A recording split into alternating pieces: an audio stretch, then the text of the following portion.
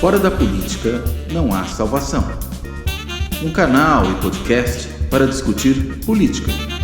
Produzido por mim, o cientista político Cláudio Couto.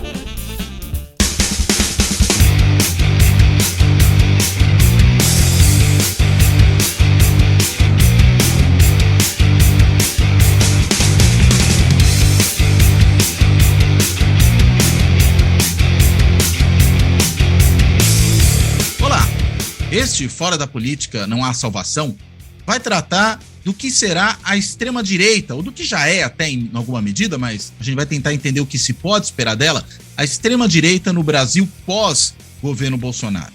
É claro que o governo Bolsonaro, nesses 4 anos, teve a capacidade de mobilizar muita gente, para além daquilo que já tinha mobilizado na eleição de 88, até um pouco antes da eleição, mas principalmente por ocasião da eleição de 88, aliás, de 88 não, de 2018, eu não sei porque estou pensando aqui em eleições muito mais antigas do que essa, mas é a eleição de 2018, né? Mas agora, acabado o governo, Bolsonaro, sem os recursos todos que um governo dá, um alto exílio, de certa maneira, pelo menos por enquanto, na Flórida, com medo de ser preso, com um risco quase, vamos dizer, de 100%, de ser tornado inelegível pelo TSE e, portanto, se isso ocorrer, se torna alguém fora do jogo, pelo menos eleitoral, pelas próximas 2 eleições nacionais, né? Eleição 2026 e eleição 2030, porque inelegibilidade gera aí uma penalidade de 8 anos.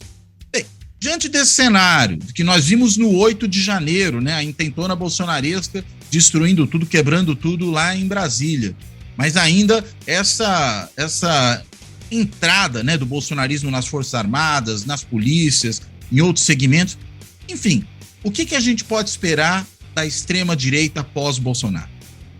Para tentar responder a essa questão, né, convidei aqui 3 colegas, na verdade, convidei, vamos dizer assim, o Observatório da Extrema-Direita, né, que como não dá para estar todo mundo aqui presente, vai estar representado por 3 colegas.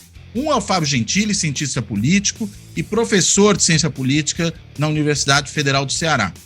O outro é o Vinícius Bivar, historiador e doutorando em História na Universidade Livre de Berlim. E o outro é o Alexandre de Almeida, antropólogo e pesquisador do pós-doutorado no programa de História da Universidade Federal de Juiz de Fora. Então eu quero agradecer muitíssimo aos 3 por toparem essa conversa, por estarem aqui presentes hoje. E sem querer me esticar demais, vou começar com uma pergunta mais geral, né? E aí peço aí para o Alexandre começar respondendo. Alexandre, por favor, o que a gente pode esperar, afinal de contas, dessa extrema-direita pós-governo Bolsonaro? Por favor. Olá, Cláudio. Olá, Vinícius. Olá, Fábio. Olá, audiência. Primeiro, agradecer o convite por participar desse debate tão qualificado, com o pessoal que conhece muito do assunto, se dedica muito tempo a pesquisar esse tema. Muito alegre em participar do Observatório da Extrema-Direita também. Acho que é uma iniciativa muito, muito bacana. E bem, aí é uma pergunta de $1 milhão, né? O que esperar da extrema-direita pós-Bolsonaro? Acho que a primeira questão é a gente pensar nas extremas-direitas, né? Assim, vamos dividir um pouco esse universo da extrema-direita, que de largada não é capitaneado, na minha avaliação, por Bolsonaro. A grande questão é essa, né? Bolsonaro, ele, como se diz no jargão político, ele se torna cacique de um partido. Ele é o grande ideólogo de um segmento da política brasileira. Ele se equivaleria a uma espécie de um Franco Montoro ou um Paulo Maluf, para tratar de alguns nomes aí da política brasileira, que são grandes vultos, né? São grandes lideranças. Então, a pergunta é essa: Bolsonaro lidera o quê? Lidera quem? Tá? E pensando que esse universo da extrema-direita ele é bastante difuso, eu acho que a primeira questão que eu colocaria é a seguinte: quem ele vai liderar, porque ele quer voltar para o Brasil para liderar as direitas. Então, quem ele vai liderar? Quem vai querer ser liderado por ele, na medida que ele não é um político desse calibre, né, desse vulto, que foi, por exemplo, um Franco Montoro, Paulo Maluf, cada um no seu campo político. Agora, o meu foco central de pesquisa é a direita grupuscular, aquela direita underground. São os pequenos partidos políticos, são as culturas de rua, como os skinheads, os motoclubes, Também me interesso por associações de veteranos das Forças Armadas, a turma do rap, existe um rap, né, um hip-hop de direita. Então, eu penso o seguinte, esse segmento da extrema-direita, ele vai continuar existindo, com ou sem Bolsonaro, porque eles atuam num outro campo, que é o campo metapolítico, exatamente o campo das eleições, né, o campo do parlamento. Eles atuam no campo da cultura. Então, esses segmentos eles vão continuar existindo. Enfim, Bolsonaro conseguiu capitanear, né, alguns dessas pessoas, muitas delas, embora não gostem do Bolsonaro, então isso é bem interessante, pensando nessa extrema-direita grupuscular, ela não é uma unanimidade em relação a Bolsonaro. Tá? E o interesse deles, como eu disse, é o campo da cultura, é o campo dos corações e mentes. Então, esse é uma pergunta, né? A influência de Bolsonaro nesse segmento. Para não me estender muito, passar a palavra para os colegas também, uma segunda pergunta é o Aliança pelo Brasil. É um partido que, enfim, não foi para frente, mas ainda há pessoas insistindo nele, insistindo que ele enfim, consiga lá seu registro, né? E que se transforme, como eles dizem, na casa da direita. Antes era o partido do Bolsonaro, agora eles estão trabalhando com a ideia do Aliança ser a casa da direita brasileira. E aí também é uma outra questão. Eles vão conseguir, finalmente, criar esse partido. Quem vai fazer parte dele? Me parece que Bolsonaro não, porque Bolsonaro também não me parece ser um homem de partido, também no jargão aí da militância política, né? Ele não é uma pessoa como, por exemplo, o Alckmin, por exemplo, que saiu do PSDB, mas ele é fundador do PSDB e ficou no PSDB até o derradeiro, né? Até ele não vislumbrar que não tinha mais espaço lá. Mas o Bolsonaro não tem esse perfil, né? Então, essas acho que são as minhas inquietações nesse momento. E antes de passar a palavra para os colegas, você falou 88, porque esse ano são os 35 anos da Constituição Cidadã, né? Eu acho que esse foi meu ato falho, viu? São os 35 anos. Tá aí no nosso imaginário, a grande Constituição. Agora, só uma... bom, sim, para começar a gente esquentar aí, acho que para a gente começar o esquenta aqui, eu paro por aqui. Não, só queria que você falasse uma coisa, Alexandre, você mencionou aí que talvez essa extrema-direita grupuscular, ela não seja tão bolsonarista assim, né? Podia só explicar um pouquinho isso? Por que eles não são ou não estão tão bolsonaristas assim? Olha, eu diria o seguinte, por exemplo, quando a gente pega esses grupos de skinheads de extrema-direita, supremacistas brancos, né? Porque o universo da cultura skinhead é bastante amplo, o espectro é muito amplo, né? Nós temos skinheads de extrema-esquerda, anarquistas, comunistas, e skinheads supremacistas brancos. Esse segmento da supremacia branca, ou do empoderamento branco, é um conceito que eu estou tentando trabalhar, Bolsonaro não tem muito ibope com eles pela questão de Israel. Essa aproximação de Bolsonaro com Israel, aquele Israel que o Michel German fala, né, que eu acho uma definição espetacular, quando ele fala daquela Israel branca, armada até os dentes. Esse segmento não vê em Bolsonaro um líder porque ele é a favor de Israel. Esse é um dos argumentos. E a gente está falando de antissemitas aí, no caso. Sim, antissemitas. Sim.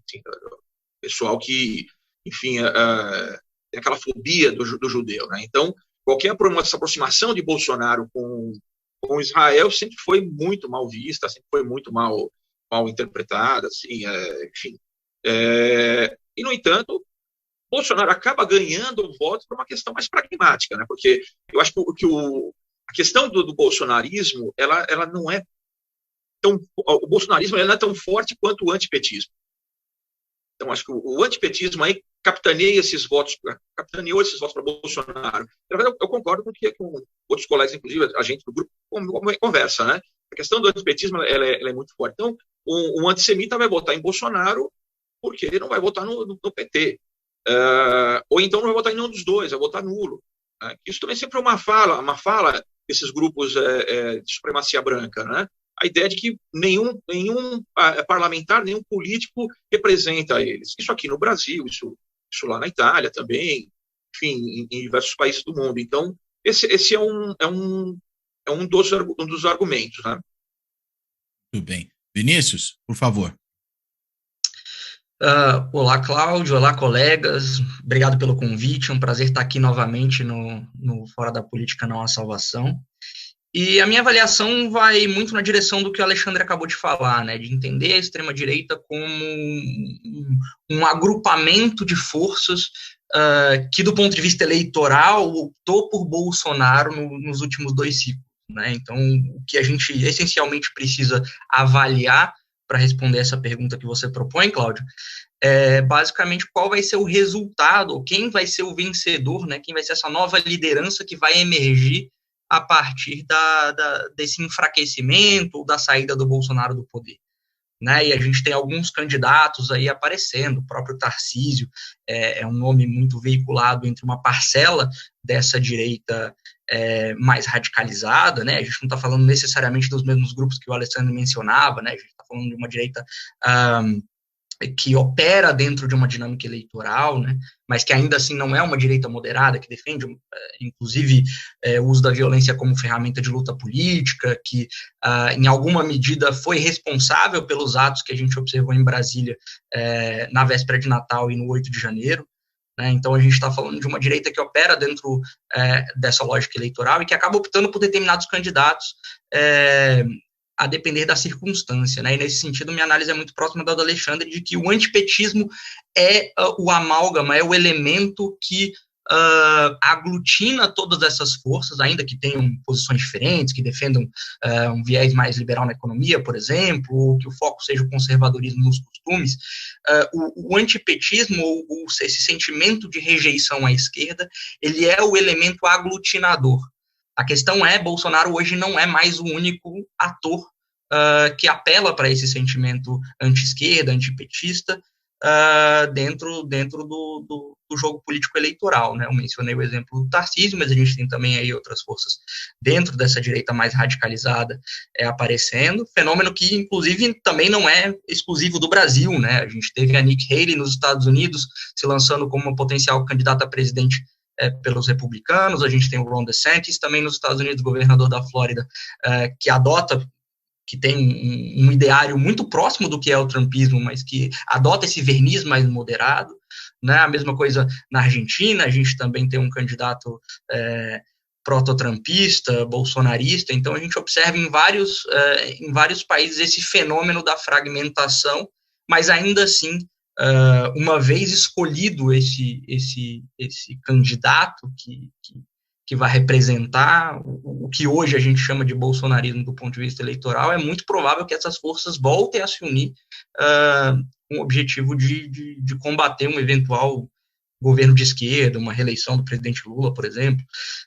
Então, a minha avaliação é essa. Existe hoje uma disputa ocorrendo dentro da direita para saber quem vai ser essa face eleitoral dessa direita, mas uma vez escolhida essa face eleitoral, é muito provável que essas forças se unam novamente para apoiar essa candidatura.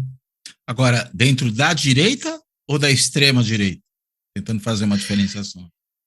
Isso é curioso. É muito provável que não exista uma candidatura viável que incorpore esses dois grupos. É muito provável que essa direita mais radicalizada, uma direita de viés bolsonarista, seja novamente a representante da direita como um todo no próximo ciclo eleitoral. Pelo menos essa é a minha leitura a partir do que a gente sabe hoje. Né? Claro que 4 anos é muito tempo, enfim, muita coisa pode mudar até lá, mas pelo menos a minha avaliação é de que muito possivelmente um candidato de direita ele vai precisar apelar também para essa ala mais radicalizada que hoje a gente chama de bolsonarista, ou que a gente qualifica como eleitor bolsonarista. Então é muito provável que a gente talvez tenha um candidato com verniz mais moderado, mas ainda assim um candidato que a gente poderia chamar de um candidato de direita radical, né? Não um candidato de direita moderado, da direita tradicional. Né? A gente falou aqui do Alckmin, por exemplo. Me parece hoje, né, minha avaliação desse momento é que é muito pouco provável que a gente tenha um candidato com esse perfil mais moderado surgindo no campo da direita. É muito mais provável que a gente tenha talvez o próprio Bolsonaro, é uma possibilidade, mais uma vez enfraquecido uma outra figura, talvez uma figura com verniz um pouco mais moderado, mas ainda assim um ideário que se assemelha em muitos aspectos ao ideário defendido por Bolsonaro nesses últimos 4 anos. Bem. Fábio, por favor, agora sua vez. Muita felicidade ficar aqui mais uma vez, também conversar com vocês, Cláudio, você com os colegas Vinícius e Alexandre. Então, realmente eu compartilho as observações que os colegas acabaram de fazer. Quando nós tentamos de entender o perfil da extrema-direita brasileira, nós observamos que ela, há mais ou menos uma década, se apresenta como uma galáxia de segmentos diferenciados. E realmente, então, não é fácil classificar cada um desses segmentos. Nós temos os bolsonaristas, temos os fundamentalistas religiosos, temos a corporação militar em geral, as forças armadas, temos a extrema-direita, aquela metapolítica, como Alexandre falou. Então, a pergunta que você coloca é uma pergunta muito instigante. Tento de dar, digamos assim, uma sugestão, porque é claro que é difícil quando nós tentamos de abordar os partidos de extrema-direita, os movimentos e os partidos de extrema-direita, é difícil ver eles conseguindo se reorganizar sem uma liderança. É muito difícil. Por que isso? Porque os partidos de extrema-direita têm uma diferença fundamental com os partidos de esquerda. Não tem uma forma partidária clássica, feita por eleições dentro do partido, eleições primárias, congressos, assim, não tem esta tradição consolidada dentro de si. Então, estão sempre em busca de uma liderança que possa aglutinar os diferentes segmentos. Bolsonaro conseguiu, naquela conjuntura dos últimos 10 anos, cumprir esse papel, na minha visão. Agora, justamente, a pergunta que você coloca é uma pergunta complexa. Podemos ter muitas respostas, de acordo com muitos cenários e variáveis, porque realmente estamos diante de uma complexidade política enorme, e considerando também que estamos falando de uma massa de eleitores que é do tamanho da Itália, 60 milhões quase de pessoas que votaram pelo Bolsonaro. Então, eu diria que Bolsonaro pode ter ainda um papel. É possível que ele vai ter um papel, embora diferente, porque ele está fora, está com muitos problemas. É possível. É possível também que haverá uma liderança mais moderada, também é possível. Precisamos ver como que vai ser essa nova articulação dentro da extrema-direita, entre os segmentos que compõem a extrema-direita brasileira. E quais serão digamos assim, as pautas ideológicas que vão aglutinar em torno de uma nova liderança.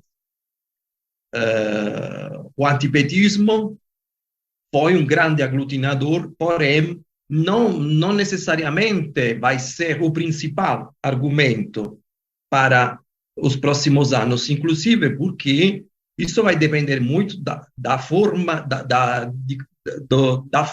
que o próprio governo Lula vai atuar, é claro. Então, isso é porque se o Lula consegue fazer uma boa articulação dentro do Congresso, é possível que alguns setores moderados desta direita, e aqui nós entramos naquele outro assunto que você falou. Estamos falando de direita ou de extrema-direita, mas realmente não é fácil, porque as aproximações são muito... os dois segmentos se aproximam muito, e de acordo com as mudanças, as conjunturas vão se aliando, vão se afastando, vão em busca de novos aliados. Então, existe um jogo político que nós precisamos observar, analisar agora, ao longo desses 4 anos. Eu estudo muito a direita italiana, como vocês sabem. Então, pode ser também interessante pensar que quando Berlusconi, na década de 90, agglutinou a direita italiana em torno de uma nova pauta, e inclusive teve um papel importante em legitimar os herdeiros do fascismo como força de governo, como atores aptos a governar, ele desenvolveu, então, uma liderança dentro desta galáxia de direita. Muitos se perguntavam, uma vez que Berlusconi sai da política, porque está sendo processado, porque foi considerado inelegível por 5 anos, será que a direita vai se reorganizar? E muitos achavam que isso não ia acontecer. Porém, aconteceu. E aconteceu até com uma força que ninguém imaginava, em torno de novas lideranças, Salvini, Meloni, e agora a própria volta de Berlusconi, que está desempenhando um papel importante dentro desta aliança de direita. Está no governo com uma força eleitoral muito expressiva. Então, é claro que no caso brasileiro você tem diferenças no caso italiano. Porém, eu concordo com a ideia que esta direita extrema vai justamente se reorganizar em torno de uma nova liderança, que a gente não sabe ainda bem quem que pode ser, porém, também o próprio Bolsonaro poderia ser uma das opções, mas talvez com um papel um pouco diferente, assim, não é para descartar isso. Assim como eu acho muito importante também que entender que nós temos Bolsonaro, o bolsonarismo e a extrema-direita. E a direita. Quatro objetos assim que têm aproximação, mas também são bem diferentes entre eles. E para finalizar, Bolsonaro desempenhou este papel também, eu concordo com, foi citado o colega German. German fala uma coisa muito interessante. A liderança do Bolsonaro, também com seus silêncios, quando ele não fala, mas ele já está dando um recado ao povo da bolsonarista.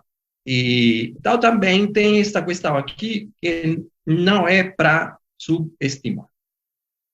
Agora, uma coisa interessante, né? Eu vi um elemento aí que, de alguma forma, apareceu na fala de vocês três, não necessariamente da mesma maneira, mas na minha cabeça aqui, ele começou a se juntar, né? O Alexandre mencionou a tentativa que existe aí de fazer ressurgir, né, o Aliança pelo Brasil. Ressurgiu, eu quero dizer, como projeto, porque parou pelo meio do caminho e tudo mais. Seria o partido 38ão, né? Até usando as balas lá como símbolo e tudo mais, teria o número 38, essa história toda. Né? Depois o Vinícius falou da questão dos ciclos eleitorais, né, e da importância que isso teve na construção do bolsonarismo. Usou a expressão do Bolsonaro como aglutinador, né, desse processo. Gostava que eu sempre pensava em catalisador, mas eu acho que aglutinador é até melhor para definir isso aqui, né, porque ele conseguiu pegar muito dessa direita que estava esparsa, dessa extrema direita, inclusive, que estava esparsa, e agregou todo mundo ali em torno da candidatura dele. E o Fábio chamou a atenção para a questão da liderança, né, e a falta, eventualmente, que uma liderança pode fazer nesse processo. E aí, olhando um pouco para o cenário, digamos, do que parece que já vai se construindo, que é uma disputa pelo espólio do Bolsonaro, né, que acontece nesse começo de governo Lula, mesmo já no período pós-eleitoral, a gente começa a ver uma série de movimentações interessantes. A que mais me chama a atenção agora não é nem tanto a do Tarcísio em São Paulo, mas é a do Zema em Minas Gerais, né? O Zema, me parece, resolveu tomar de assalto o Partido Novo. Né? O Amoedo foi expelido, ele que foi o inventor do partido, que pensou em criá-lo inicialmente, foi expelido. Né? Já levaram o Girão, né, que era um bolsonarista alojado no Podemos, para lá. O Zema deu uma declaração quando saiu da reunião dos governadores com Lula, dizendo que achava que o 8 de janeiro tinha sido uma coisa provocada pelo próprio governo para se vitimizar, uma fala, me parece, ultrajante, uma fala dessa natureza, né? E agora muito afeita a um modo bolsonarista de lidar com a política, né? Ainda mais saindo da reunião de governadores com o presidente da República, no momento também me parece muito significativo. E outro dia também ele deu uma declaração, quando foi perguntado sobre as suas diferenças em relação ao Bolsonaro, que o que os distinguia, pura e simplesmente, é que o Bolsonaro era mais exaltado e ele menos. Né? Basicamente isso. Será que o Novo, né, foi durante esses últimos 4 anos o bolsonarismo que come com talheres, né, porque ficou ali, né, apoiando o Bolsonaro o tempo inteiro, esteve junto, mesmo agora no período pós-Bolsonaro parece que continua ali batendo bumbo, como partido, estou pensando ainda que minúsculo hoje dentro do Congresso, né, perdeu tamanho nessa eleição, mas tem um governador de um estado super importante que se elegeu no primeiro turno e que foi um cabo eleitoral importante do Bolsonaro no segundo e já vai tentando se posicionar nesse lugar. Será que em vez de eventualmente ter lá a recriação do Aliança pelo Brasil, a gente não pode ter o Partido Novo um pouco como um estuário disso? Né? E inclusive, talvez, né? Inclusive a tentativa de chamar também o Moro, né, para dentro do partido, que já está sendo gestado, como um estuário dessa reaglutinação da extrema-direita, eventualmente em torno de uma outra candidatura presidencial, que, por exemplo, pode ser a do Zema. Vocês veem essa possibilidade como plausível? Vocês enxergam nisso um potencial para aglutinar toda essa diversidade que existe na extrema-direita? Quer começar por você, Alexandre? Vamos lá. É possível, sim, porque o Aliança pelo Brasil teve um sério problema de não conseguir as assinaturas válidas, né, para se viabilizar como partido. O Novo já está pronto. O Novo está ali, está à mão já, estruturado, consolidado, sim, como, enfim, parte da sua regulamentação como partido, né? Com fundo partidário, já tem, então, tem o dono, né? O dono é o Zema. Né? O PL, acho que o Bolsonaro do PL é uma questão que vai ser muito interessante, porque ele não é dono do PL. Né? E eu não sei se ele está testando a paciência do PL, o que ele está fazendo ali, né? Com esse silêncio dele, que, como você comentou, né? O Fábio comentou, esse silêncio fala muita coisa também, né? Mas a grande questão é justamente essa. Você já tem um partido, é um partido já estruturado.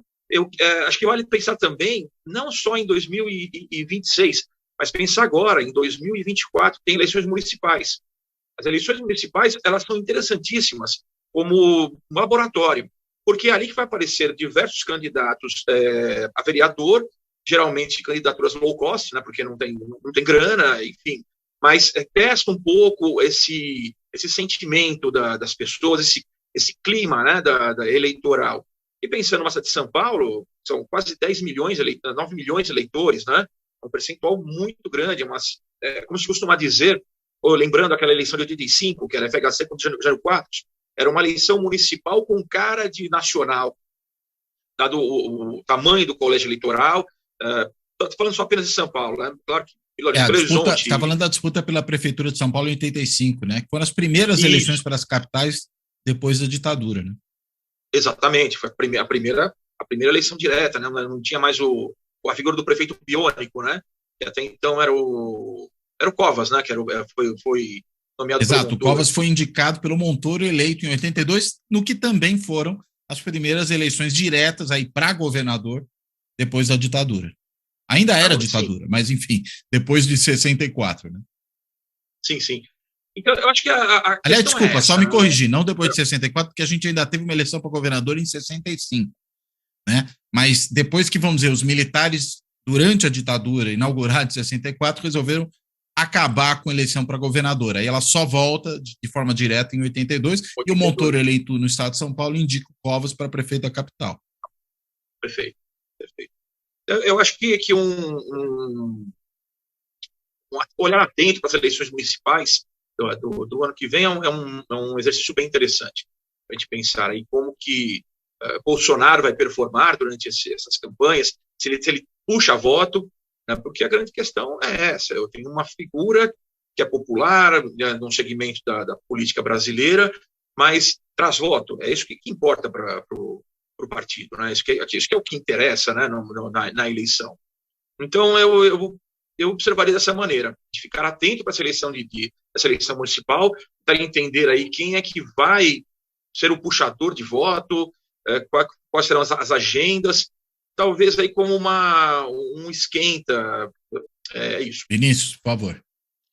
Tendo a concordar com o que o Alexandre mencionou, né? Acho que as eleições municipais, elas podem ser uma espécie de prévia, né? Sobretudo para que se avalie a capacidade eleitoral de determinadas figuras, né? A gente falou do Tarcísio, falamos do próprio Bolsonaro, o Cláudio colocou o Zema na conversa, que também faz parte desse ecossistema de figuras que estão lutando por esse espaço que foi deixado por Bolsonaro dentro do que hoje a gente chama de bolsonarismo, mas enfim, é um movimento que, acho que todos concordamos, é maior que o próprio Bolsonaro, transcende a figura de Bolsonaro enquanto candidato.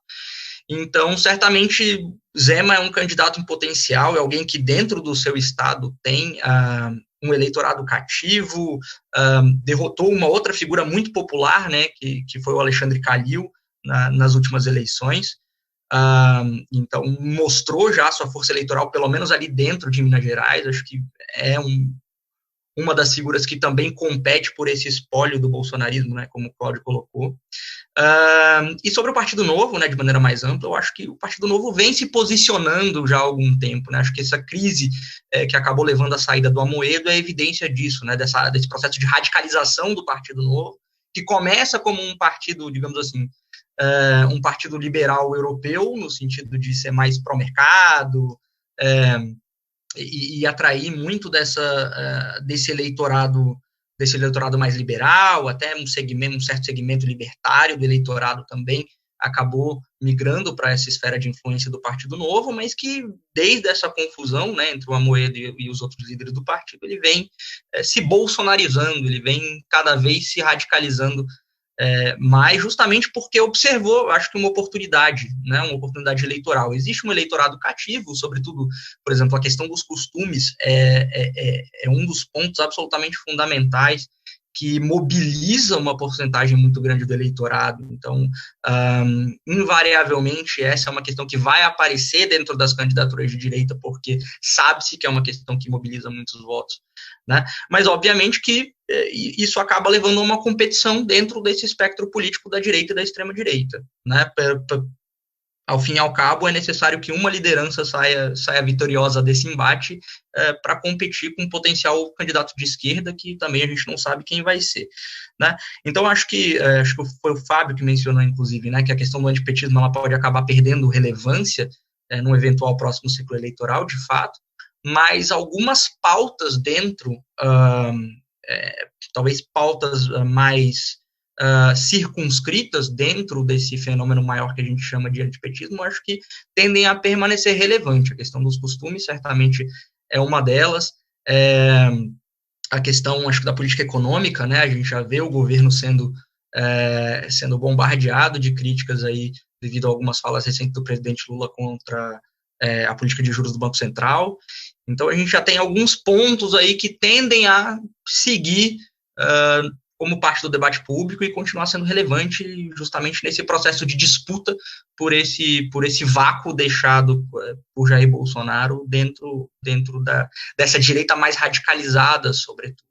Porque eu acho que a direita moderada, ela acaba flutuando em alguma medida, né? Pelo menos no primeiro turno, ela acaba votando em um candidato mais moderado, mas diante das circunstâncias é possível que também essa direita moderada seja atraída para um outro candidato mais próximo do bolsonarismo, né, e ficando em dois nomes, de novo, Tarcísio e Zema, num eventual próximo ciclo eleitoral. Então, a ver qual a relevância que essas questões vão continuar tendo, né, no debate público e como que isso vai impactar justamente nessa disputa por esse eleitorado insatisfeito seja da direita moderada ou dessa direita mais radicalizada e até mesmo da extrema-direita, né? Os grupos que o Alexandre mencionou no início do nosso bate-papo.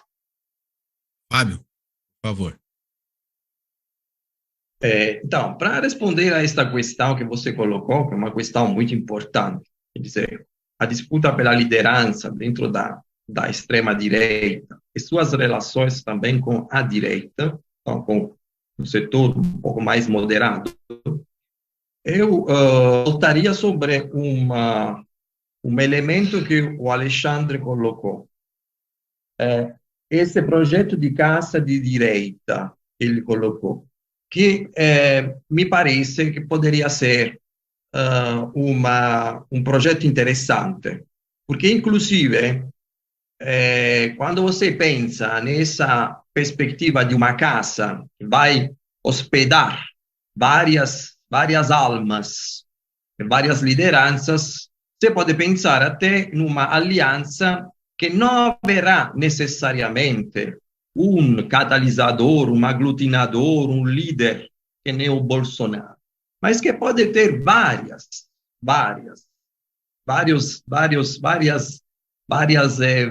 figuras. Como na Itália, né, por sinal. Entende? Então, tomara que a direita não está me ouvindo agora, porque não quero passar para eles uma sugestão, porque realmente essa ideia da casa da direita, se eu fosse um eleitor, um político de direita, eu pensaria um pouco, mas tomara que eles não vão ouvir o seu programa. Concordo que os nomes que foram feitos, dependendo depois das circunstâncias, assim, do capital eleitoral que cada um deles pode trazer para essa nova configuração da extrema-direita, podem ser Moro, Tarcísio, Zena, um deles, sem dúvida. E concordo que concordo também com Vinícius, que um dos grandes desafios, uma vez que você tem digamos assim, um segmento duro de eleitores fiéis, que são os eleitores que votam na extrema-direita, sejam eleitores bolsonaristas, votam de qualquer jeito, não estão interessados em saber, eles votam. Então, isso já é um segmento expressivo. Porém, não dá para ganhar uma eleição apenas com eles. Então, é preciso optar de volta também segmentos do eleitorado, mobilizar também um eleitorado conservador, moderado, liberal conservador, enfim, também religioso, que possa se identificar nessa nova aliança. Então, por isso que a ideia de casa de direita é interessante. E também concordo com a ideia que o antipetismo pode ser, mais uma vez, um argumento interessante, não com aquela força que teve no passado, porque nós temos, por exemplo, o exemplo também, voltando na questão da Itália.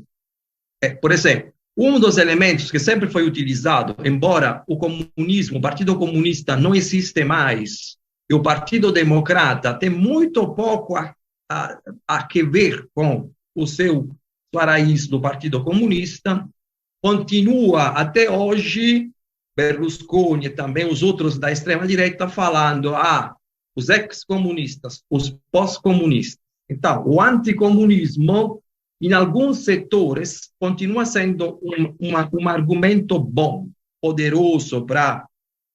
eu imagino, então... Para mobilizar corações e mentes, né?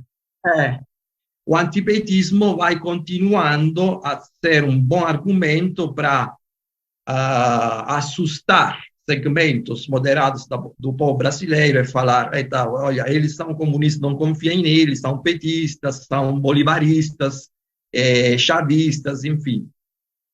Então, acho que também esse argumento será ressignificado, talvez não terá mais aquela força de 10 anos atrás, 8 anos atrás, ou da última eleição, mas pode ser utilizado. Então, É mais ou menos isso o cenário.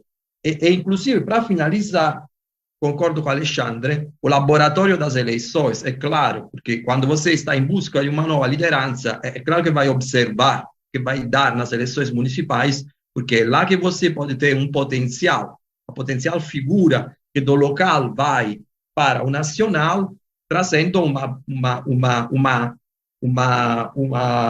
capital eleitoral muito expressivo. Agora, uma coisa que eu acho que é interessante, né?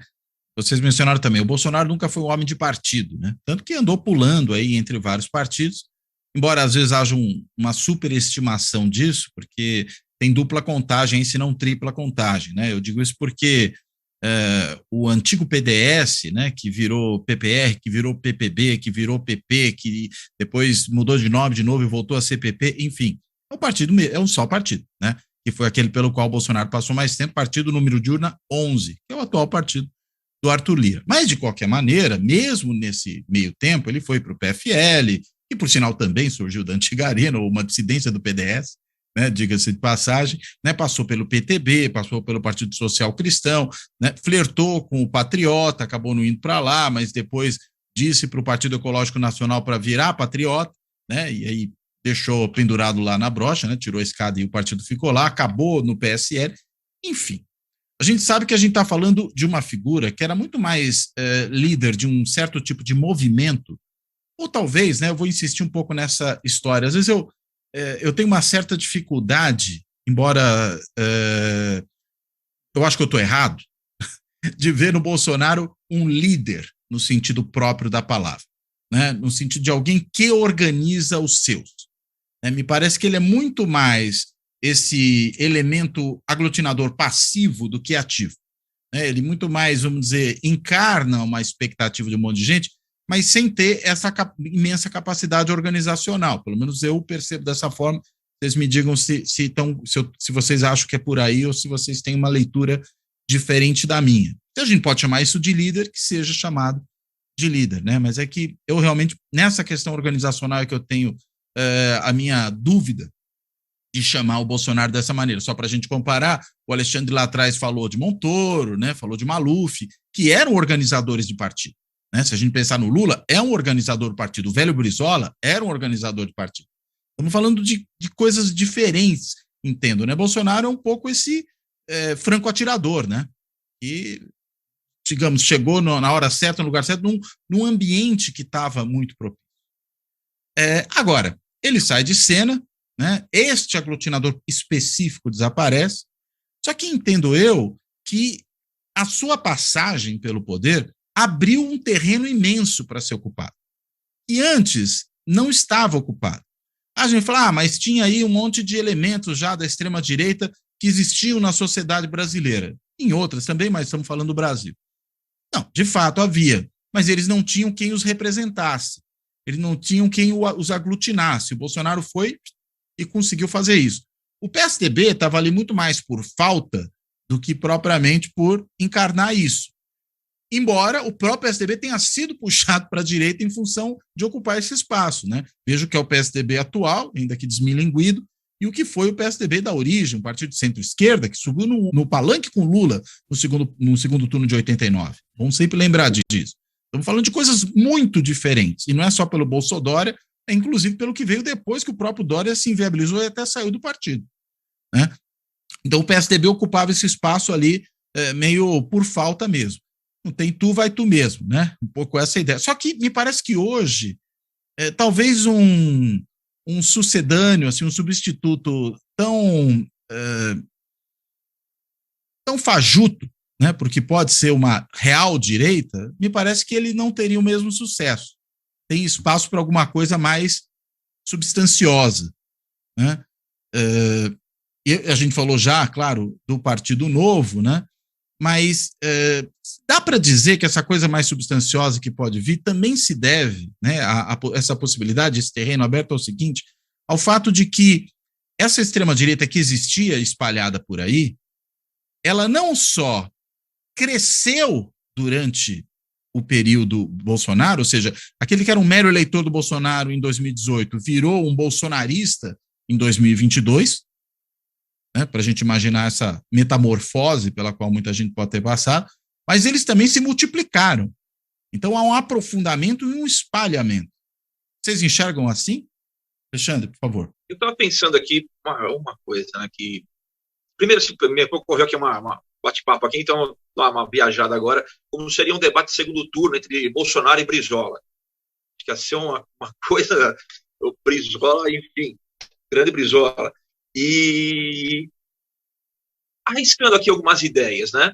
Eu não sou especialista em integralismo histórico, né, dos anos 30, mas há uma fala, e os colegas que estão nos ouvindo aqui, se eu cometi uma falha muito grave, por favor, aí me corrija depois, mas a ideia de que o líder não é uma pessoa, o líder é uma ideia, né? Eu tendo a ver Bolsonaro dessa maneira. Bolsonaro não é um líder, não é de forma alguma um organizador de partido, como você coloca, né? Ele teve essas passagens, ele ia dizer desavergonhado no sentido de que eu mudo de partido, não tem problema, o que me interessa é ter o espaço. Isso não é característica exclusiva dele, né? Isso faz parte do nosso cenário político, né? O Fernando Henrique Cardoso sempre critica, né, essa questão dos partidos brasileiros não serem necessariamente ideológicos, mas não serem partidos de verdade, né? Partidos com bandeiras claras, que foi o que o PSDB se propôs no início, né? Ser um partido da social-democracia. Mas então, só permite uma observação, quase um aposto nisso que você está falando, com um detalhe, né? Geralmente esses que não dão importância para partido, que pulam de um lado para o outro, são os que são, vamos dizer, ideologicamente muito diluídos, né? Não tem mais qualquer posição ideológica. O Bolsonaro, ao contrário, ele é ultra ideológico, né? E mesmo assim também não dá bola para partido. Né? Então, com isso ele encontrou o espaço dele no eleitorado, né? Pô, peraí. Então tem um eleitorado aí que, como o Vinícius coloca, né, cativo aí de bandeiras conservadoras, e não tinha ali, tinha um espaço vago ali, né, nesse momento recente da história brasileira. Bom, então é ali que eu consigo capitanear meus votos. Então é que começa a se construir lá, em princípio com mais intensidade a partir de 2014, participando daqueles programas de auditório, se colocando ali como uma figura, né, que potencial candidato da direita, mas acho que principalmente é isso, essa ideia de que ele representa uma ideia e que pode conseguir votos ou não, isso é um grande mistério. Aquela famosa história do Churchill, né? Ele ganhou a guerra, mas perdeu a eleição. Então, tem um capital político, mas, novamente, né, vira voto. Essa é a grande questão, né? Mas acho que no sentido do Bolsonaro representar uma ideia, acho que me parece um caminho interessante.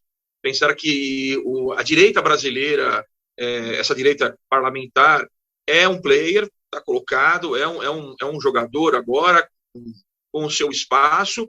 A grande questão é como, em relação à extrema-direita, como a democracia lida com a extrema-direita, porque eu acho que é um movimento de mão dupla, me parece, né? Da mesma forma que a extrema-direita ela cresceu, houve também alguns...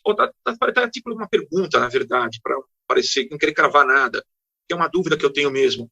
Quais foram as falhas da democracia que permitiram o crescimento da direita e da extrema-direita? Então, não é só um mérito da direita e da extrema-direita, há também as falhas, essa ideia de uma espécie de um cordão sanitário democrático que confinaria as direitas e olha, tá bom, a democracia prescinde permitir a existência de uma direita, né? Mas você fica nesse cantinho aqui que a gente vai fazer o jogo dos adultos aqui, né? Então, ela conseguiu vencer isso também por conta título de pergunta, né? Qual é a falha da democracia nesse sentido? Então, em resumindo as duas ideias, né? Bolsonaro é uma ideia, representa uma ideia, e como a democracia lida com isso. Vinícius, por favor. Então, Cláudio, eu acho que também em muitos aspectos o Brasil foi uma espécie de laboratório para o Jair Bolsonaro, né? A gente teve em vários momentos Bolsonaro experimentando com determinadas ideias, vendo como isso ressoava, né, no eleitorado brasileiro e às vezes voltando atrás, às vezes mudando de posição. Então houve também um processo bastante curioso, porque ao mesmo tempo é um processo de adaptação do próprio Bolsonaro à expectativa de uma parcela do eleitorado brasileiro, sobretudo aquela parcela que votou nele nas eleições de 2018, mas ao mesmo tempo também um processo de, o que pelo menos aqui fora a gente chama de, por falta de um termo melhor, normalização de ideias extremistas. Então, eu acho que esse é um fenômeno bastante estudado aqui nas direitas europeias, na direita americana, e que, em alguma medida, também na direita brasileira, né, sobretudo no caso do bolsonarismo, se fala nesse processo de normalização. Não no sentido de que as ideias de extrema-direita se tornem normais, mas no sentido de que ideias que até então eram consideradas ideias extremistas passam a fazer parte do debate público de maneira mais evidente, no sentido de que algumas posições que seriam consideradas inaceitáveis, indiscutíveis, passam a ser debatidas como legítimas ou como parte do jogo democrático. Eu acho que o bolsonarismo, em alguma medida, ele replica essa dinâmica, essa dualidade entre a adaptação e os experimentos que Bolsonaro fazia. Eu acho que o caso mais emblemático talvez seja o caso dos imigrantes venezuelanos, né, onde a gente teve aquela crise na Venezuela naquele momento, uma entrada massiva de imigrantes ali pela fronteira brasileira, e a resposta imediata do governo Bolsonaro foi replicar o discurso da direita europeia, um discurso xenofóbico contra aqueles imigrantes e a presença daqueles imigrantes no país, mas vendo que aquilo não gerava muita ressonância, não gerava muito burburinho, o governo vai dar um cavalo de pau argumentativo e passa a usar aqueles imigrantes como uma espécie de exemplo de como a Venezuela deu errado, explorando um aspecto que gerava mais resultado do ponto de vista eleitoral para o eleitorado brasileiro, que é a questão do antipetismo, a figura da Venezuela como essa espécie de Estado socialista malvadão que falhou com essas pessoas, e o Brasil seria uma espécie de salvador dessas pessoas contra os desmandos do governo venezuelano. Então, nesse sentido, a gente observa que o Bolsonaro também experimentou, em determinadas ocasiões, com aquilo que dava mais resultado do ponto de vista eleitoral para ele, mas, ao mesmo tempo, normalizou e trouxe para o debate público, né, questões que até então eram confinadas a isso que a gente chama de extrema-direita, como, por exemplo, a própria questão dos costumes, né, que já foi falada aqui por todos nós, foi uma das questões que foi central, né, nesse processo de normalização e conversão do Bolsonaro num candidato eleitoralmente viável. Eu acho que esse foi o espaço que se abriu, né, e dialogando um pouco com a pergunta que você fez sobre o Bolsonaro enquanto organizador. Eu também não vejo o Bolsonaro como uma espécie de organizador. Acho que Bolsonaro se utilizou desse período justamente para expandir a possibilidade de que temas tradicionalmente vinculados à pauta de extrema-direita fossem discutidos pela população como temas normais e democráticos, né? E acho que um sintoma disso também é, inclusive, a percepção de muitos daqueles que participaram e foram presos no 8 de janeiro em Brasília, de que aquilo não era um ato grave, de que aquilo não era um atentado contra a democracia, de que era direito daquelas pessoas fazer o que fizeram no dia 8 de janeiro em Brasília. Então, acho que, na minha avaliação, não vejo também Bolsonaro como um ideólogo, como uma pessoa que lidera e aglutina de forma ativa esse eleitorado. Vejo mais como uma espécie de símbolo, alguém que acabou, por uma questão de circunstância, simbolizando para esses diferentes segmentos do eleitorado uma série de ideias, em alguns casos até contraditórias, né, mas que acabaram viabilizando naquele contexto de antipetismo extremamente aflorado a eleição do próprio Bolsonaro, né? Inclusive, acho que o Bolsonaro não era necessariamente a figura que se projetava ali a partir de 2013 como candidato potencial. A gente tinha outras figuras, do próprio Marco Feliciano, era uma figura que, do ponto de vista midiático, né, a gente falou aqui da participação do Bolsonaro em programas de auditório, também estava constantemente na imprensa por conta de falas ultrajantes. Então, acho que minha avaliação seria um pouco nesse sentido, de enxergar o bolsonarismo como essa dualidade entre o Brasil como uma espécie de tubo de ensaio da extrema-direita, ou dessa extrema-direita específica, né, bolsonarista, ao mesmo tempo em que Bolsonaro se converte, por justamente simbolizar tudo aquilo que é contra a esquerda, numa espécie de símbolo para esses diversos grupos que acabam viabilizando o Bolsonaro eleitoralmente, né? Interessante que isso está falando, Vinícius, vai ao encontro exatamente daquilo que o Alexandre falou do Bolsonaro como ideia, né? Isso. Mais como ideia do que propriamente como líder, né? É um pouco nessa... E não é uma ideia necessariamente que ele, Bolsonaro, pessoalmente manifesta. Mas que ele encarna, porque o Bolsonaro, né? também é uma construção. Eu acho que um pouco dessa experimentação, ela caminha no sentido de um argumento do Bolsonaro enquanto construção. Ele se constrói de acordo com essa resposta que ele recebe, sobretudo das redes sociais, né? E nesse sentido, as redes sociais vão ser absolutamente centrais no monitoramento desse humor do eleitorado bolsonarista, né? Então ele vai se apegar muito às redes sociais justamente para se construir enquanto um símbolo dessa extrema-direita que ganhou espaço aí a partir de 2013, 2014. Uhum. Fábio? Essa é uma questão muito complexa, realmente, muito complexa. A minha tendência é concordar com muitos argumentos que vocês colocaram, mas também não é fácil conseguir, talvez porque nós estamos falando de um fenômeno que está em andamento, então realmente não é fácil tentar lhe dar uma resposta à sua pergunta.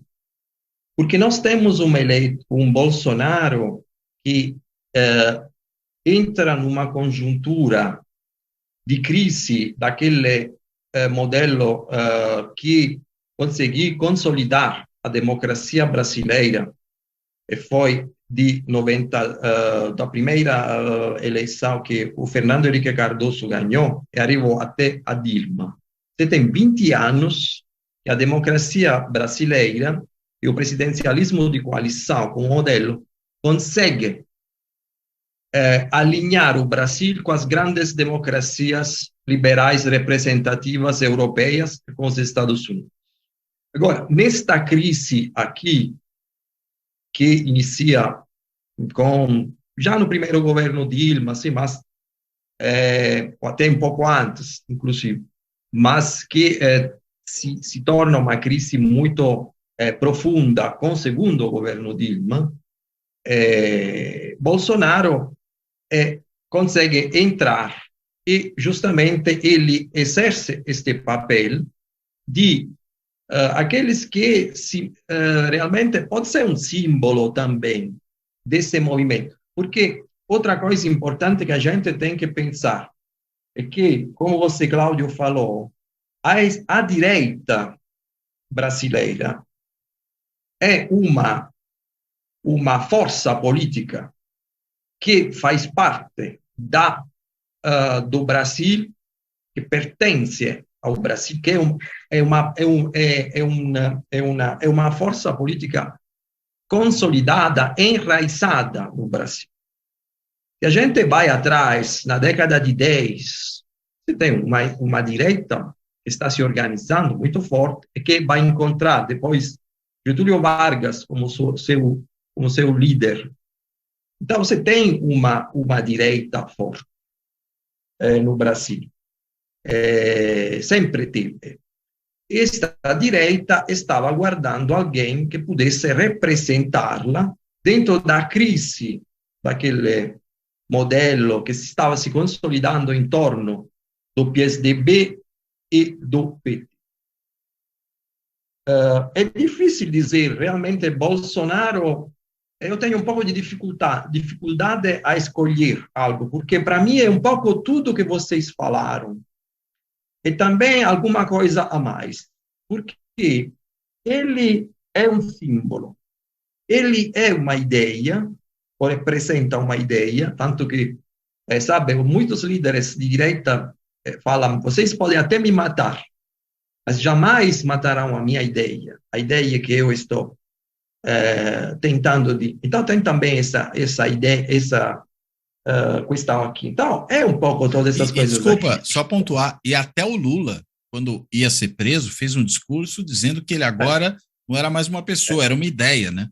Ou seja, essa noção do líder como ideia, ela é forte mesmo. O próprio Vargas fez isso com o suicídio, inclusive. Sim, exatamente. Isso é muito de líder populista, isso, que perpassa a questão da mediação partidária, tanto que o próprio movimento se identifica com o líder. Bolsonarismo vem de Bolsonaro, por exemplo. Também tem esta questão aqui.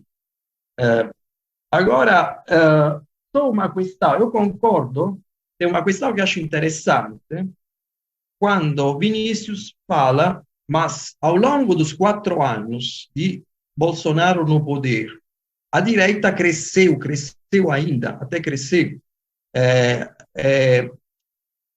Então, aqui a questão é, Bolsonaro foi líder de um movimento antissistema que vai no poder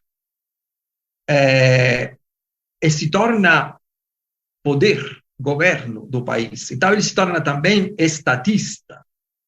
Além de ser antissistema, político antissistema, outsider, depois se torna estatista. E quando ele se torna estatista, eu tenho um pouco de dificuldade a dizer que ele é apenas um símbolo, um líder passivo.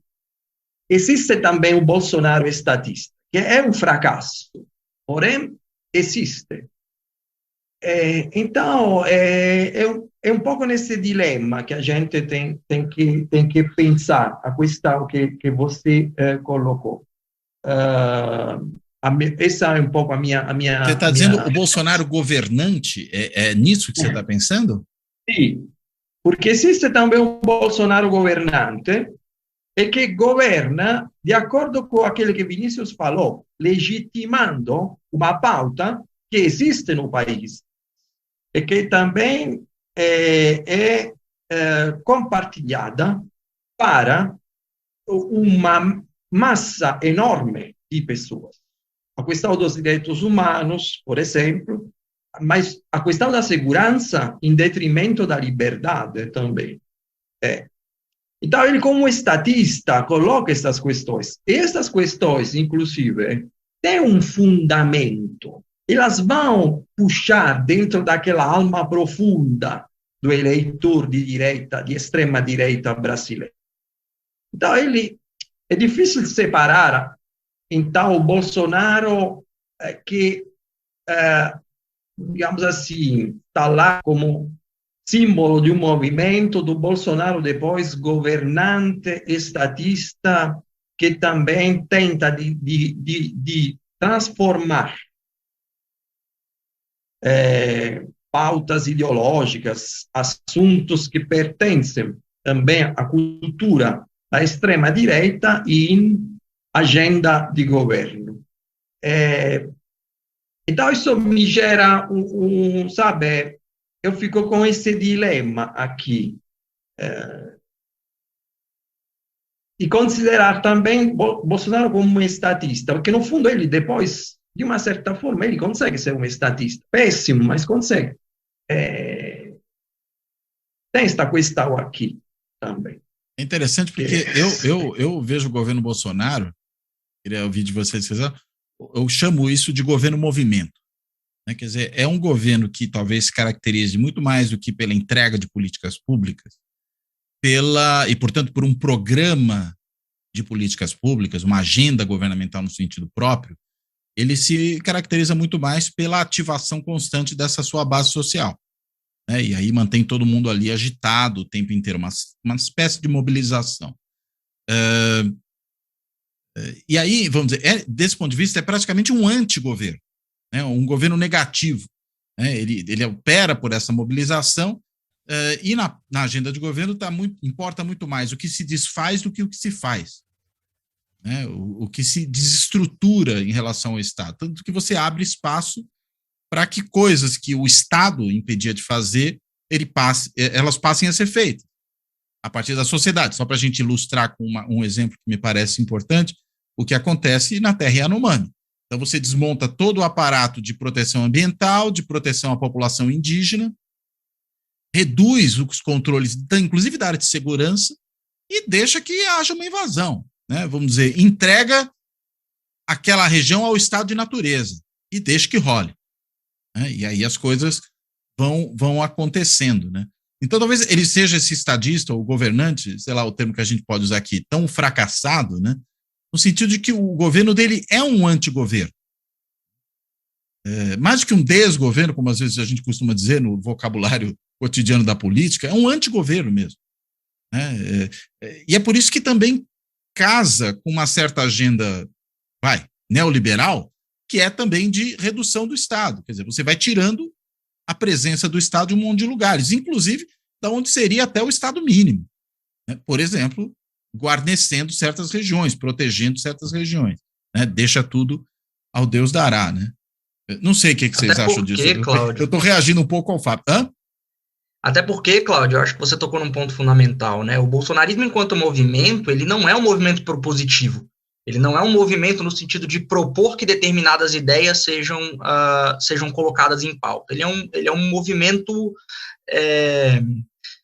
refratário, um movimento contrário a algo, né? Ele se pauta em ser antítese a uma determinada pauta propositiva, seja ela a pauta dos direitos humanos, por exemplo, ou a pauta da defesa do meio ambiente. Então, nesse sentido, acho que concordo muito com a sua avaliação, pensando sobre essa lente do bolsonarismo enquanto um antimovimento, talvez, né? Um movimento que não propõe nada, que não busca... Talvez, porque ele não se propõe a construir algo. Ele não se propõe a aglutinar todas essas pessoas em torno de uma agenda comum que seja propositiva e que tenha como objetivo chegar a um determinado lugar. Ele se propõe a simplesmente aglutinar uma série de pessoas que são contra várias coisas, né? E essas pessoas enxergam nessa oposição a essas várias coisas, que são coisas geralmente associadas à esquerda, associadas ao comunismo, associadas, no caso brasileiro, mais especificamente ao PT, que serviram de combustível para que esse movimento chegasse onde chegou. Né? Então, acho que... É um líder apocalíptico, né? Ele vem para... Exatamente. Ele se estrutura enquanto movimento na oposição à proposição. Né? Então, acho que talvez enxergar o Bolsonaro como governante, no sentido de não só um governante movimento, mas também uma espécie de antigoverno, acho que faz muito sentido. Alexandre? Eu vou por esse caminho também com o Vinícius, essa ideia de que, Bolsonaro foi eleito, ele tem 4 anos para governar. 4 anos voam, sabe que voam. Talvez a minha impressão é que é um governo que tenta fazer, cravar uma agenda, né, uma agenda de costumes, enfim, outros aspectos, para evitar a volta do PT. Eu acho que esse é eu estou pensando aqui, assim, não é nada muito consolidado ainda, porque ouvindo vocês eu começo a repensar certas coisas. Então eu acho que a ideia foi essa, né, de, olha, vamos fazer um governo para que a gente tente enfraquecer o Lula. E o Lula, isso na própria palavra do FHC, né? O Lula é um mito. Ele é um mito de... Não que o Bolsonaro não seja, né? Para a antropologia, ele pode ser, antropologicamente falando, ele pode ser considerado como a figura, mas ele pode ser pensado como um mito. Né? Mas o Lula, ele é muito forte. Né? Ele ganhou novamente. Então, eu acho que a grande... E tem uma questão de duração também, né? A gente está falando de um mito que dura por baixo aí 40 anos, né? Pensando em 82, é isso aí mesmo, né? Estou pensando em 78, na verdade, até mais de 40 anos. A gente pode falar de uma coisa como 45 anos. Da primeira greve do ABC até hoje. Tranquilamente, né? São 45 anos aí de uma figura muito potente, muito poderosa na política brasileira. E derrotá-lo não é uma tarefa fácil, né? Enfim, principalmente derrotar a ideia, né? O Lula ideia. Acho que eu botaria nesse aspecto da pergunta anterior. Então, a questão talvez seja essa, né? Qual foi a finalidade do governo Bolsonaro nesse momento? Atender demandas da agenda política neoliberal? Sim, de fato. Mas o núcleo duro dele, o grupo dele, talvez tenha esse elemento também de, olha, precisamos criar aí agora um cordão sanitário às avessas, né? existia aquele cordão sanitário da democracia para impedir que a direita e a extrema-direita chegassem ao poder, ele tentou criar esse cordão sanitário para que a esquerda ficasse lá no cantinho da sala nesse momento. Acabou não dando certo, como o próprio Fábio, você também colocou, né? Foi um governo com muitos fracassos, né? Com muito inábil. Eu acho que talvez aqui acho que é interessante de perceber, talvez assim, o que vocês acham, tem que observar o Tarcísio como essa perspectiva de que o Fábio fala, de um estadista estadual, enfim, local, mas pensar ele como essa direita moderada, bolsonarista não raiz, como ele próprio coloca, né? Talvez ele seja um sinalizador de alguma coisa que está por vir aí, pensando nessa direita que não quer mais voltar para o armário, né? E de um governo positivo, né? No sentido de que tem agenda, tem proposta, pretende não só desconstruir, mas construir alguma coisa. Porque, pode veja... pensado nessa linha.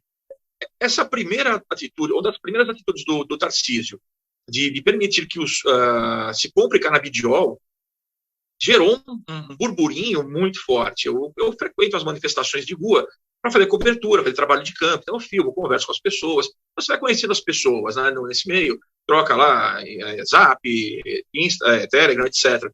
E é lógico que não é uma parcela, ou pelo menos não é científico, o que eu estou dizendo agora, não consigo ter uma estatística, mas a percepção de muitos deles é que o Tarcísio liberou a maconha.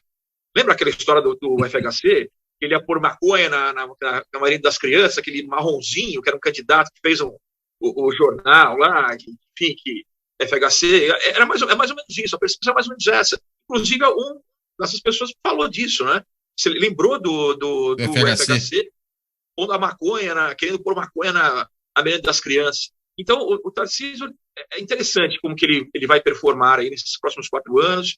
E aí, enfim, finalizando, uma coisa que eu até passo para vocês também, para me ajudar a pensar nisso, como vai ser essa relação com o Kassab. Eu acho que o Kassab é uma figura muito interessante na política brasileira. É uma figura de bastidor, que existem os políticos que trabalham no bastidor, não no sentido, aquela coisa da sala escura, enfim, de ser uma pessoa conspiracionista, não é isso. Mas sem aparecer demais na política, vamos dizer, visível, né?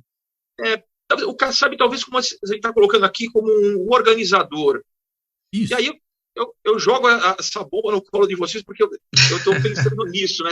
Qual vai ser o papel do Kassab nesse processo aí de reorganização de uma direita? Enfim, eu lamento, gente, mas é uma bombinha traque, mas também, enfim, o que vocês acham aí? Não sei. É outro perfil, né? É outro perfil. Quer falar, Fábio? Essa confusão toda foi provocada por você. Então, acho que você tem que falar agora. Mas nós estamos aqui para provocar confusão. Estamos assim. Não, realmente acho que você interpretou, porque é claro que no calor da hora nós estamos acompanhando esses processos. Cada dia acontece alguma coisa.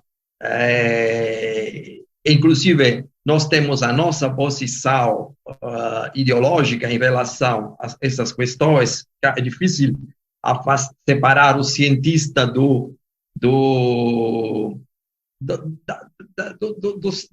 da pessoa que está acompanhando, do homem político que acompanha as coisas, que tem paixões, enfim. E você acha que interpretou assim, bem, quer dizer, o estatista do antigoverno, nesta perspectiva aqui, para não cair depois naquela ideia só do desgoverno, da destruição. Mas o que está atrás desta destruição? Existe um projeto de antigoverno que mobiliza milhões de pessoas. É um pouco isso que eu tentei dizer, justamente para tentar de passar uma imagem mais complexa de um processo que realmente é um processo muito complexo, porque envolve muitas variáveis, muitos segmentos disso. Tá? Essa ideia de um Bolsonaro, um governador, um estatista de um modelo de antigoverno que aconteceu no Brasil nos últimos 4 anos, gerando uma tragédia realmente absurda, porque eu sempre costumo dizer, mas já desde 2019, quando tomou posse, e já deu para perceber que os próprios mercados financeiros que tinham apoiado a eleição dele já estavam desconfiando, porque o real, se você vai ver o real, Variação cambial? Sim, sim. A troca do real com dólar, com euro, já em 2019, você tem o real que é totalmente desvalorizado. Quer dizer, os próprios mercados financeiros já estavam percebendo que ele não estava com um projeto de governo para garantir. Ou como dizem os mercados financeiros, já estavam precificando o Bolsonaro. Sim. E estavam precificando muito, muito ruim. Quer dizer, um cara que não ia gerar crescimento no país. Então, a avaliação é justamente essa, muito negativa. Estamos diante de um dos piores governos da história da humanidade, não apenas do Brasil, a meu ver, porque é muito difícil de encontrar algo de bom que ele fez. Mesmo as coisas que ele mesmo reivindica, fez positivo, boas, eram coisas que já estavam sendo feitas antes, que ele vai utilizar. Que pelo menos essas aí, algumas ele não interrompeu, né? Mas, fora isso, realmente tem muito pouca coisa de construção. Muito bem, pessoal. Acho que foi uma conversa muito interessante essa aqui. Acho que, não que a gente já tenha todas as respostas para a pergunta inicial, mas eu acho que pelo menos a gente começa a ter algumas novas perguntas, né? E com isso a gente consegue avançar um pouquinho mais. Mas, enfim, quero devolver a palavra para vocês para duas coisas, né? Não só para vocês, claro, fazerem também as considerações finais, mas caso ainda tenha algum ponto que vocês achem que a gente deixou de lado e que seria o caso de tratar dele, por favor, para fazer isso. Alexandre, começo com você seguindo a nossa ordem inicial. Perfeito. Bom, Cláudio, Fábio, Vinícius, poxa, alegria aí falar com vocês. É sempre um grande aprendizado. Eu anotei muita coisa aqui. Depois vamos lá no nosso grupo trocar mais informações, porque eu acho que essa troca é sempre salutar, é um grande aprendizado, repito. Então, fiquei muito feliz de participar do seu programa. Eu te acompanho há muito tempo mesmo, né? Você foi meu professor lá na PUC de Ciência Política. Você vê, é melhor não contar quanto tempo faz, porque isso depõe contra nós. Eu digo o seguinte, você começou a se lecionar muito jovem, e eu entrei muito tarde na faculdade, então aí fica... bom, então pronto, então é isso. Fica bom assim. Mas eu, inclusive assim, um dos meus interesses pelas direitas foi muito em função dessa excelente formação que a gente teve na PUC, desses debates que aconteciam na PUC de São Paulo, né? Que aconteciam lá. Então eu acho que isso é muito produtivo, e acho que o bom debate é aquele que a gente termina com mais perguntas do que as respostas. Finalizando, eu acho que eu posso insistir num ponto que é interessante para um exercício, né? A gente ficar de olho nessas eleições municipais.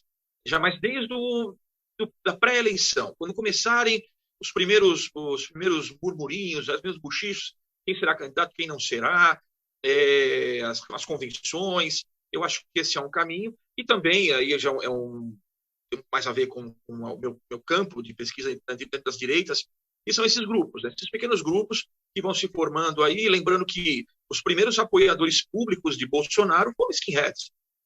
Não sei se você se lembra de uma manifestação no MASP em 2011, né, que nem Bolsonaro ainda se cogitava ainda publicamente ser candidato, mas havia grupos lá, skinheads ou grupos de nacionalistas jovens, derivados de grupos skinheads também. Então, eu acho que esse olho na rua também é bem interessante. E atentaria para esses dois pontos, assim, para a gente ter que deixar mais alguma ideia aí para a gente observando as direitas. Tá bom? Muitíssimo obrigado pela audiência também, e seguimos em frente, vamos lá. Obrigado, Alexandre. Vinícius, por favor. Obrigado, Cláudio. Queria agradecer mais uma vez pelo convite né, e pela possibilidade de estar aqui debatendo com o Alexandre e com o Fábio. É sempre um prazer, a gente já fez outros programas juntos e é sempre uma satisfação essa troca de ideias. Acho que em termos de temas, existe um caminhão de temas, né, que não foram abordados aqui nesse episódio, mas certamente a gente pode, no futuro, voltar a debater essas questões. Acho que, sobretudo, à medida que o cenário eleitoral fosse desenhando, né, o Alexandre mencionou as eleições municipais, acho que isso vai dar, talvez, para a gente alguma clareza a respeito de que tipo de forças estão se organizando para ocupar esse espaço deixado pela ausência de Bolsonaro. Mas, enquanto uma espécie de resumo da nossa discussão aqui, acho que vale muito a pena frisar esse último ponto que a gente abordou, que é a questão do Bolsonaro enquanto uma espécie de antigoverno, né? Eu acho que isso é bastante definidor do que foi Bolsonaro, não só enquanto não necessariamente um líder, mas uma liderança, né? Alguém que, ainda que de forma passiva, se colocou como uma espécie de representante desses diversos movimentos que se aglutinaram em torno dele, né, e que fez um governo essencialmente focado em pautas que tinham como objetivo primordial se contrapor a tudo aquilo que era associado à esquerda, que era associado, sobretudo, ao Partido dos Trabalhadores, né? Acho que esse é o elemento que, de certa forma, serve de fio condutor para a compreensão do bolsonarismo enquanto movimento antes da eleição de Bolsonaro e enquanto governo a partir de 2018, né? A desconstrução de tudo aquilo que era associado à imagem da esquerda ou à imagem do PT ou ao comunismo, né, de maneira mais ampla, já que isso também é um elemento, né, uma categoria que é evocada pelo bolsonarismo constantemente. Então, deixo aqui o meu agradecimento mais uma vez a você, aos ouvintes, aos colegas que estiveram aqui debatendo comigo, e espero que tenhamos mais oportunidades para continuar aí a nossa discussão. Muito bem, Vinícius. Fábio, a última parola. A última parola. Então, eu joguei nas suas cabeças essa ideia do antigoverno, assim, então se viram com esse quebra-cabeça. Obrigado, arrivederci, tchau e até a próxima. Não, estou brincando.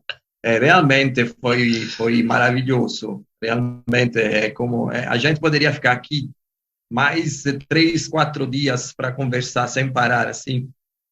Foi maravilhoso conversar com você, Cláudio, com Vinícius, com Alexandre. É sempre um prazer. Estamos saindo daqui a hoje com muitas pistas para pensar, para fazer boas reflexões.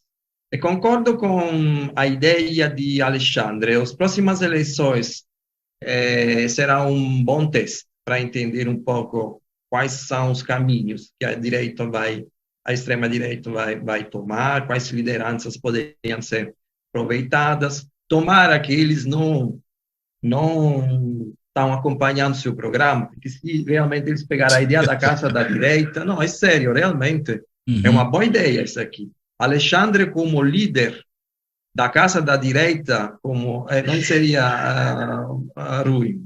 Enfim, é isso. Concordo. Você está falando do nosso Alexandre aqui, né? Não do Alexandre de Moraes. Sim. Alexandre, sim. O Xandão daqui, né? Xandão daqui, Alexandre o Grande. Já que ele lançou essa ideia, tomara que não vai ser o líder também dessa ideia, ou que alguém vai falar para ele ser, seria um problema, seria um problema. Mas, enfim, é isso. Foi excelente.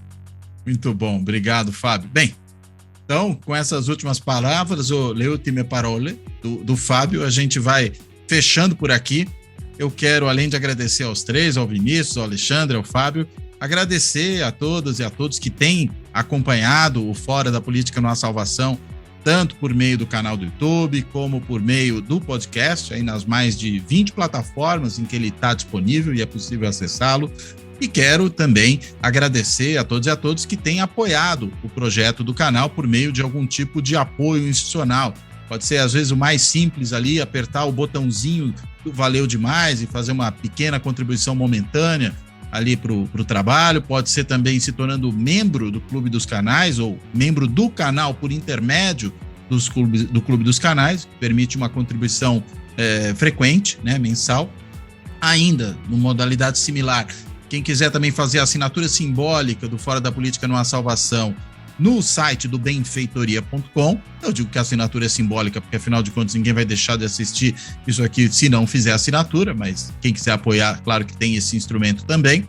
E finalmente, até para quem quer fazer algum tipo de contribuição usando o Pix do canal. E a chave Pix do Fora da Política Não Há Salvação é também o e-mail de contato do canal para quem quiser mandar sugestões, críticas, fazer algum tipo de solicitação, enfim, é tudo por ali, é o contato @ fora da política não há salvação.info. Vou repetir, contato @ fora da política não há salvação.info, claro que sem cedilha, sem tio, né, dessa maneira. Bem, então, de tudo isso, eu termino por aqui, até a próxima.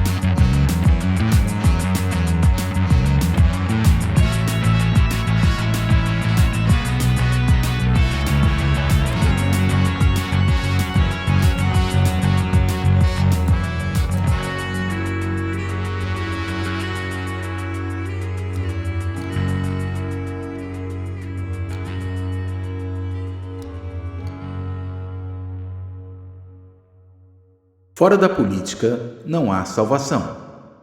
Um canal e podcast para discutir política. Produzido por mim, o cientista político Cláudio Couto.